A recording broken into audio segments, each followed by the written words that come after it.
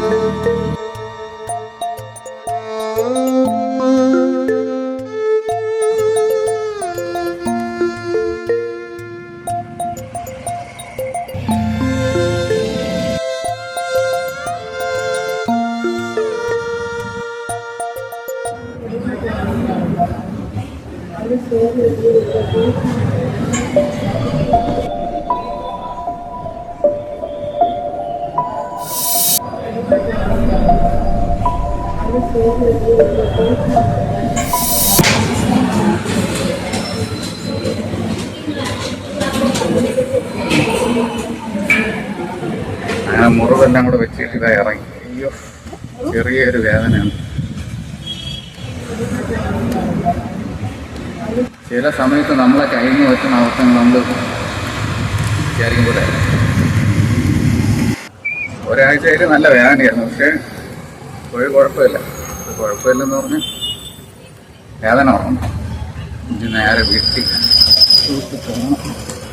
കൈക്ക് ഇതാണ് അവസ്ഥ. കണ്ടില്ലേ?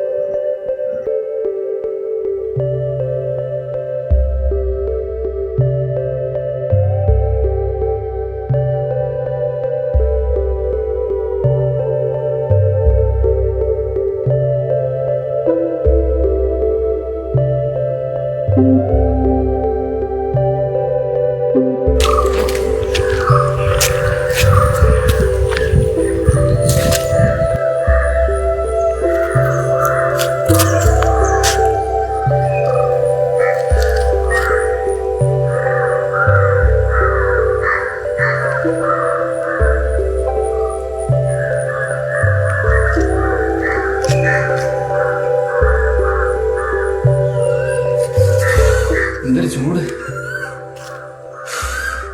ഫൈനലി ഇങ്ങനെ വീടെത്തി. അതെന്തര ഇത് ഇതുണ്ടോ? ചെറുതാ. ബ്ലേഡ് ചേർക്കുണ്ട്. ആദ്യം വാഴയും കൊണ്ടുവരുന്നു.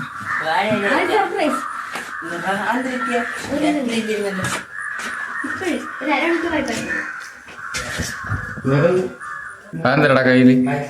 എവിടത്താ?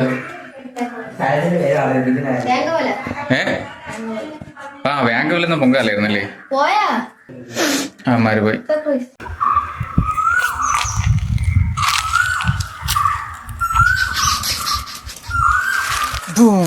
ഗൈസ്, അപ്പോൾ എൻ്റെ കൈക്ക് എന്തോറ്റിന്ന് ചോദിച്ചു കഴിഞ്ഞാൽ ഒന്നുമില്ല. ഒരു 2 കരിക്കെടുത്ത് ഞാൻ വീട്ടിൽ വെച്ച് വെട്ടി. എന്നിട്ട് 3ാമത്തെ കരിക്ക് വെട്ടാൻ നേരത്ത് കരിക്കിൽ വെട്ടേണ്ട വെട്ട് എൻ്റെ കൈക്ക് തന്നെ വന്നിട്ടുണ്ട്. ഈ കൈയല്ല, ഞാൻ ഇപ്പം വ്ളോഗ് ചെയ്യണ കൈ അടുത്ത കൈ പിടിച്ചുകൊണ്ടാണ് വ്ളോഗ് ചെയ്യണം. അപ്പോൾ ആ കൈക്കാണ് കൊണ്ട്.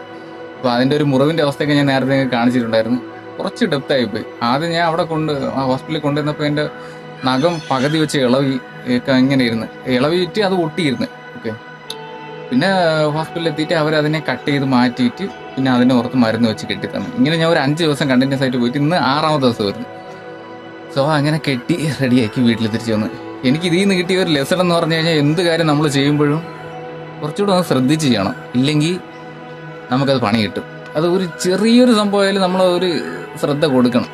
കരിക്കൊക്കെ വെട്ടണമെന്ന് പറഞ്ഞ് വെട്ടുവത്തി പിടിച്ച് ടമ എന്ന് പറഞ്ഞ് അങ്ങനെ വെട്ടിയെടുത്തായിരുന്നു. ബട്ട് വെട്ടിയതിൻ്റെ കൂടെ എൻ്റെ കയ്യിൽ കുറച്ച് നഖത്തിൻ്റെ പാർട്ട് കൂടെ പോയി. ശ്രദ്ധിക്കണം അല്ലേ? അത് നമ്മൾ ശ്രദ്ധിക്കണം.